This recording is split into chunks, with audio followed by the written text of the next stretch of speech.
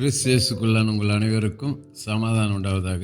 இன்றைய தியானத்திற்காக எடுத்துக்கொள்ளப்பட்ட வேதவசனம் நீதிமொழிகள் 11:30. நீதிமானுடைய பலன் ஜீவ விருட்சம், ஆத்துமாக்களை ஆதாயப்படுத்திக் கொள்கிறவன் ஞானமுள்ளவன். அல்லேலூயா. இங்கே சாலமோன் ஞானி சொல்கிறாரு, நீதிமானுடைய பலன் என்னவா? ஜீவ விருட்சம்.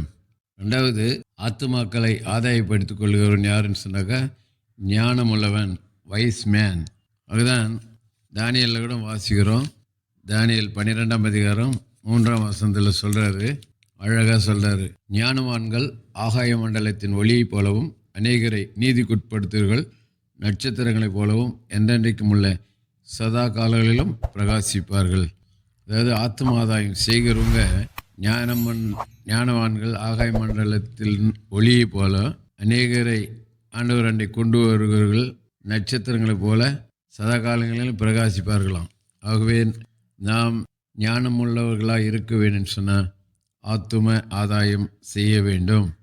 ஆத்தும ஆதாயம் செய்யும்போது நாம் ஞானமுள்ளவர்களாய் மாறுகிறோம். அது மாத்திரமல்ல, நாம் நீதிமானாக இருக்கும்போது நம்முடைய பலன் அது ஜீவ விருட்சமாக இருக்கிறது.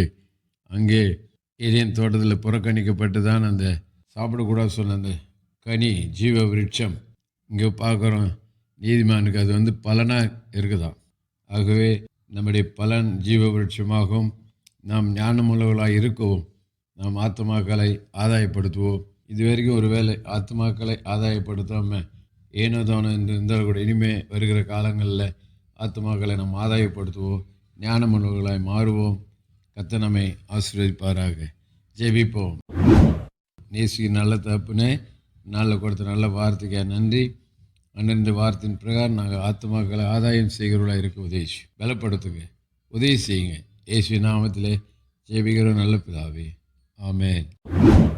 நம்முடைய கர்த்தரும் இரட்சகருமாகிய இயேசு கிறிஸ்துவின் கிருபையிலும் அவரை அறிகிற அறிவிலும் வளருங்கள். அவருக்கு இப்பொழுதும் என்னென்றைக்கும் மகிமை உண்டாவதாக. நம்முடைய கர்த்தராக இயேசு கிறிஸ்துவின் கிருபை உங்கள் அனைவரோடு கூட இருப்பதாக. ஆமென், ஆமென், ஆமென்.